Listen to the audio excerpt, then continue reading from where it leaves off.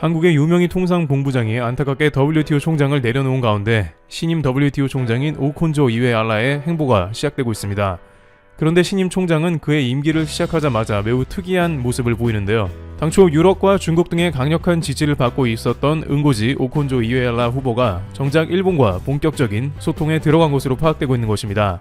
또한 일본 정부가 세계무역기구 WTO의 관계가 오콘조 이웨알라 사무총장의 취임을 계기로 밀월 수준으로 발전하고 있다는 것입니다. 일본 정부는 WTO 사무총장 유력 후보로 거론되던 한국의 유명희 산업통상자원부 통상교섭본부장을 견제하기 위해 이번 WTO 사무총장 선임 과정에서 나이지리아 출신인 오콘조 이웨알라 후보를 밀었습니다.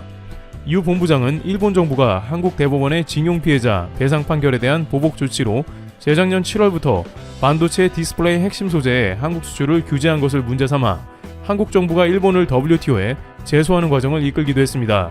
이 때문에 일본 정부는 유 후보가 WTO를 이끌게 되면 한일 간의 WTO 분쟁 해결 절차의 공정성이 훼손될 수 있다는 논리를 펴면서 오콘조 이웨알라를 지지했습니다. 그 가운데 결국 나이지리아 후보는 WTO 총장으로 추대되었는데 일본은 곧바로 행동에 들어갔습니다. 모테기 도시미스 일본 외무상은 11일 오콘조 이웨알라 WTO 신임 사무총장과 첫 전화회담을 했다고 자신의 트위터를 통해 알렸습니다. 그는 트위터 게시글에서 WTO 사무총장에게 취임 축하 인사를 전했다고 밝혔습니다.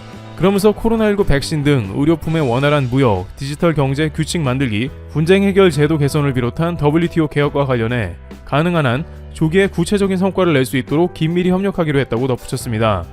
앞서 모테기 외무상은 WTO 총장이 당선되자마자 축하 담화도 했다고 발표한 바 있습니다. 그는 이 담화를 통해 오콘저 이웨알라 사무총장이 식견과 경험을 바탕으로 주요국 간의 조정 능력 및 국제기구 운영 수완을 발휘해 회원국과 제휴 협력하면서 산적한 WTO의 여러 과제에 대응하길 기대한다고 극도의 찬사를 담은 축하 인사를 전하기도 했습니다. 일본 NHK 방송은 이번 통화에서 오콘조 이웨알라 사무총장이 WTO 개혁에서 올해는 매우 중요한 해라며 일본이 계속해서 주도적인 역할을 하는 것에 대한 기대감을 나타냈다고 보도했죠. WTO와 일본 정부가 그야말로 밀월 관계로 들어가면서도 당장의 한국 WTO 수출 규제 소송을 승리한다는 방침입니다.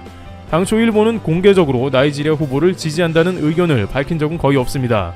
다만 한국 후보인 유명희 통상본부장을 반대한다고 했지만 미국 트럼프 행정부가 유명희 본부장을 적극 추천하자 일본에서는 그 다음부터 WTO 총장에 대한 의견을 공식적으로 밝힌 적이 거의 없었습니다. 당시 아베 총리와 친분이 깊던 트럼프 정부의 미국을 거슬리게 하면 안 된다면서 눈치를 봤던 것입니다. 하지만 막상 나이지리아 후보가 총장이 되자 지금까지 일본이 물밑에서 엄청난 작업을 해왔던 게 드러난 것이죠.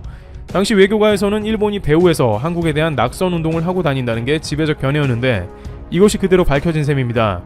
유명희 후보 낙선 운동과 더불어 오콘조 이웨알라 후보에 막대한 지원을 한 것이죠. 따라서 일본이 이렇게 WTO에서 갑자기 주도적 세력이 된 것처럼 행동하는 것은 한국에 거슬리는데요. 당장 일본과 걸려있는 수출 규제 소송부터 해서 또다시 일본과 국제무대에서 격돌해야 하는 상황이 온 것입니다. 게다가 일본은 이렇게 자신들의 이익에 따라서 가장 먼저 혹은 주도적으로 움직이는 모습을 계속해서 국제무대에서 연출하고 있습니다. 스가 요시히데 일본 총리는 코로나 상황임에도 불구 조 바이든 미국 대통령과 4월 초에 미국을 방문해 첫 회담을 가질 예정이라고 가토 관방이 발표한 것입니다. 이 회담이 예정대로 열리면 스가 총리는 올 1월 취임한 바이든 대통령과 대면 회담하는 첫 외국 정상이 됩니다. 가토 장관은 스가 총리의 이번 방미를 통해 미일 관계를 한층 강화하고 자유롭고 열린 인도태평양 실현을 위해 양국이 긴밀히 협력해 나간다는 입장을 확인하길 기대한다고 말하는 모습을 보였는데 이는 의례적인 말이었고 본래 일본은 미국 대통령이 바뀌기만 하면 가장 먼저 달려갔던 것으로 유명했습니다. 트럼프 대통령은 대통령 취임식도 안 했는데 아베 총리가 뉴욕에 있는 트럼프 호텔로 곧바로 날아갈 정도였습니다. 당시 오바마 대통령은 아베 총리와 오랜 친구였는데 이러한 아베의 행동은 외교 무례라고 지적이 됐습니다. 하지만 일본은 태세 전환이 매우 빠른 것도 장점으로 여기고 이렇게 WTO 총장이나 바이든 대통령 첫 면담 등 어떻게든 일본의 포지션을 드러내면서도 동시에 한국보다 한 발 앞선 외교를 펴고 있다는 자평을 하고 있는 것입니다. 그런데 한국에서는 오히려 이러한 일본의 움직임을 반기는 듯한 분위기마저 감돌고 있다는데요. 자칫 WTO에서 일본이 수출 규제를 일본의 승리로 가져갈 수 있는 위협적인 모습이 아니냐는 말도 나오고 미국과의 외교 등 일본의 페이스가 심상치 않은 국면에서 한국이 밀리지 않을까 하는 우려도 나오는 것입니다. 그런데 이에 대해서 한국은 이미 관련 대책을 모두 수립해놓고 한층 여유있게 응대한다는 모습입니다. 우선 당장 WTO 소송 관련해서는 한국은 최근 크고 작은 소송에서 모두 승리로 가져가고 있는 모습입니다. 물론 일본과의 후쿠시마 수산물 수입금지 철폐 소송에서 1심에서 지고 2심에서 기적같이 역전승한 것도 있지만 관계자들은 일본과의 소송에서 이긴 것보다 지난 1월 미국과의 소송에서 이긴 게 매우 중요하다고 덧붙입니다. 지난 1월 우리 정부는 미국이 자의적으로 고율의 관세를 부과하는 근거인 불리한 가용정보 AFA 조항에 대해 부당하다며 WTO에 제소한 사건에서 승소한 것입니다. 이 승소는 매우 중요하다고 전해지는데요. 앞으로 미국의 AFA 남용에 제동이 걸리고 우리 기업들의 AFA 대응도 한층 수월해질 전망이기 때문입니다. AFA는 반덤핑 상교관세 조사에서 조사 대상 기업이 자료 제출 등에 충분히 협조하지 않는다고 판단하면 미국 상무부가 기업의 불리한 정보를 활용해 자의적으로 고율 관세를 산정하는 조사 기법입니다. 그간 무역업계에서는 미국에서 말도 안 되는 이유로 고율 관세를 계산하고 있다고 하면서 사실상 미국의 횡포라고 불리우는 관세였다고 전해집니다. 미국은 이를 활용해 8건의 한국 도금, 냉연 강판 등에 대해 평균 50% 이상의 고율 관세를 부과해왔던 것입니다. 그러나 한국의 산자부는 이를 면밀히 분석했습니다. 산업부 관계자는 3년의 분쟁 기간에 2만 5천여 장의 분량의 증거 자료를 면밀히 분석하고 이를 토대로 치열한 구두 및 서면 공방을 벌인 끝에 승소를 끌어냈다고 설명했습니다. 이는 사상 최대의 WTO 분쟁에서 승소한 것으로 30개의 쟁점 중에 27개에서 한국이 이겼다는 것입니다. 지금까지 미국은 다양한 관세 폭탄을 적용해서 많은 국가들의 이러한 관세를 물리고 있는 모습이 연출되었었는데 한국의 승소로 미국의 불합리한 행태에도 제동이 걸려서 다른 나라들조차 이득을 봤다는 의견이 나올 정도입니다. 이번 미국 승소에도 지난 일본 수산물 분쟁을 승리로 이끈 정한을 산자부 부이사관 등이 맹활약한 것으로 보입니다. 따라서 일본의 WTO 수출규제 소송권도 미국처럼 부적절한 이유로 반도체 주요 물자 수출규제 금지를 주장해온 일본도 한국을 상대하기가 매우 버거울 것으로 예상됩니다. 게다가 일본의 구시대적인 외교 행태가 더 이상은 잘 통하지 않는다는 것도 문제입니다. 일본은 WTO 총장과 관계를 돈독하게 맺고 WTO에서 존재감을 드러내는 자체로 자신들의 수출규제 소송에 유리할 것으로 판단해 그러한 행동이 결정적인 효과가 있을 것으로 봅니다. 그러나 앞서 WTO에서 가장 입김이 센 미국조차 한국의 객관적 증거 앞에 패소한 상황이기 때문에 일본은 WTO 조직을 장악하려는 시도보다는 당장 한국처럼 전문가 집단으로 소송을 준비해야 할 것입니다만 일본은 외무상이 트위터로 WTO 총장과 통화를 먼저 했다. 스가 총리와 바이든 대통령이 가장 먼저 만난다는 등의 구시대적 외교 행보를 여전히 지속한다는 것은 오히려 한국의 승리가 더욱 예상되는 대목입니다. 최근 독일에서 독일 외교장관을 압박해서 손유상을 치워버리려던 행동이 수포로 돌아간 것과 같이 이제는 점점 더 국제 무대에서 암암리에 로비를 하고 힘으로 누르려는 자세는 설 자리를 잃는다는 것입니다. 게다가 수출 규제의 경우 미국은 동맹끼리 공급망을 확충하자고 행정명령까지 내리고 있는 모습에다가 화웨이를 제재하기 위해서 삼성전자 5G까지 지원하려는 움직임을 보이는데 이러한 일본의 행보는 그야말로 국제사회에서 역행하는 모습을 보이면서 오히려 외교 왕따가 될 가능성이 농후하다는 것입니다. 많은 한국 대중들은 오히려 일본이 이렇게 행동하는 게 잘 됐다고 평가하면서 한국의 WTO 수출 규제 관련 소송이 한국에 한층 더 유리해졌다고 평가합니다. 동시에 나이지리아의 오콘저 이웨알라 후보에 대해서도 일본과 밀월 관계로 가는 모습을 보며 WHO 총장이 시진핑 주석과 밀월 관계로 가는 데자뷰 같다면서 WTO도 수년간 권력 유착 비판에 시달리다가 결국에는 나중에 한국이 기회를 잡을 수 있다는 의견도 나옵니다. 일본의 구시대적 행보가 지속되면서 한국은 역으로 다양한 기회를 잡게 됐다는 것입니다. 트래블튜브 여기서 마치겠습니다. 감사합니다. 미국 기업에서 2020년 일본은 사라진다고 발표했습니다. 무슨 말이냐고요? 2020년을 배경으로 넷플릭스에서 재난소설 일본 침몰의 TV 애니메이션 제작을 발표했습니다. 2020년 도쿄올림픽 직후 1년의 자연재해가 일본을 덮친다. 대규모 지각 변동에 의해 일본 주변 섬들의 화산이 분화하고 지진 발생과 함께 일본 본토의 지진도 분화하게 된다. 에이 뭐야 낚였잖아. 아니요. 근데 이게 비단 애니뿐만 아니라 현실에서도 나타날 거라는 예언이 있습니다. 이 애니메이션이 발표되고 일본인들은 부글부글 끓고 있습니다. 일본이 왜 침몰하냐? 망하라고 기도하는 거냐? 넷플릭스 불매하겠다. 부들부들대는 소리가 대마도를 넘어 독도까지 들리고 있습니다. 이 와중에 일본이 혼자 죽기 싫은지 후쿠시마 농산물로 전 세계를 피폭시키려 하고 있습니다. 무슨 말이냐고요? 일본 후쿠시마 원자력 발전소 사고 이후 일본산 농산물, 식품 수입 규제를 해온 유럽연합이 올해 안으로 규제를 완화하겠다는 뜻을 일본 정부에 전달했다는 일본 언론 보도가 나왔습니다. 이 와중에 그린피스는 태풍 이후 더욱 참혹해진 일본의 방사능 실태를 발표했습니다. 이 모든 사실들을 팩트 맛집 팩트 폭격기 페페TV에서 팩트로 알려드리겠습니다. 당신이 구독해야 할 단 하나의 채널 페페TV 팩트 체크.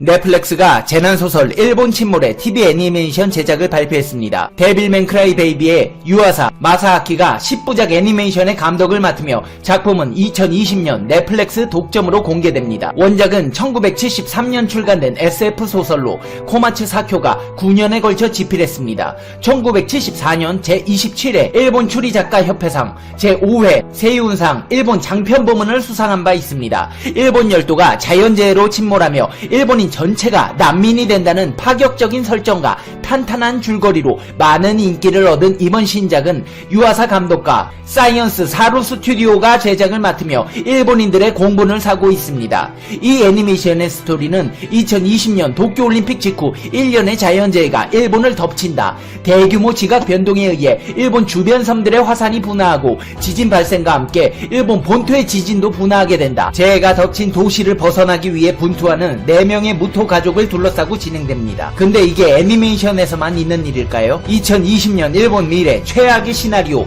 도쿄 등 3대 도시 대지진 가능성이 있다고 전문가들이 발표했습니다. 일본의 미래는 과연 어떤 모습일까요? 불과 7년 뒤인 2020년 일본은 65세 이상 인구가 전체 인구의 약 30%를 차지합니다.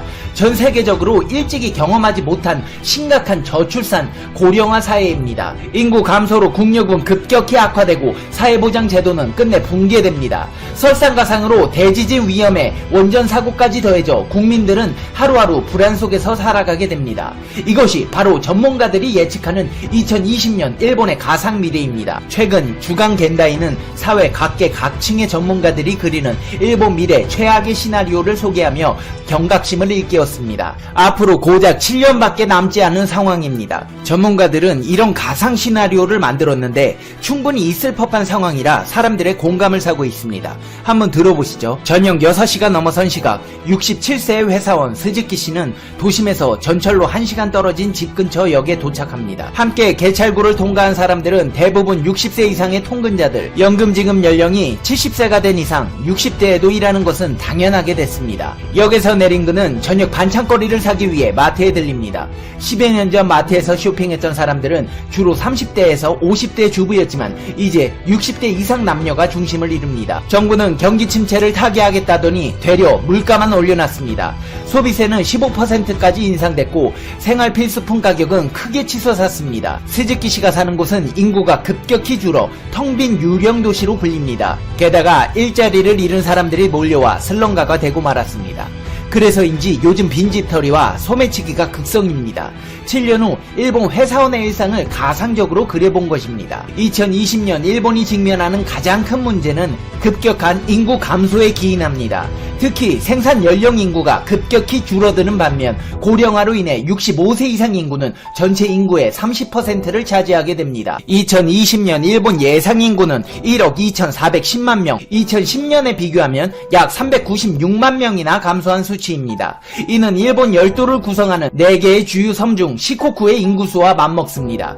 즉 지금 시코쿠에 살고 있는 사람들이 전부 사라진다는 것과 같은 얘기입니다. 당연히 물건을 사는 사람들도 줄어들게 되고 일본 국내 경제 규모는 축소됩니다. 점점 불을 잃어가는 일본, 국가 재정은 악화돼 결국 고령자들에게 지급되는 연금을 줄일 수밖에 없습니다.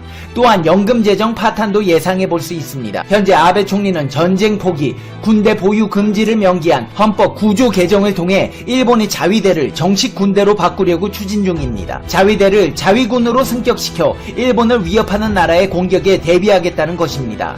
2020년 과연 아베 총리의 뜻대로 헌법 개정은 이뤄질까요? 정치 철학자 가야노 도시히토 교수는 헌법은 바뀌지 않을 가능성이 크다고 예측합니다. 그러나 7년 후에는 전쟁을 겪은 세대가 지금보다 감소합니다. 헌법을 개정했다가 또다시 전쟁에 휘말리지 않을까라는 두려움에 헌법 개정을 반대했던 사람들이 그만큼 줄어드는 것입니다.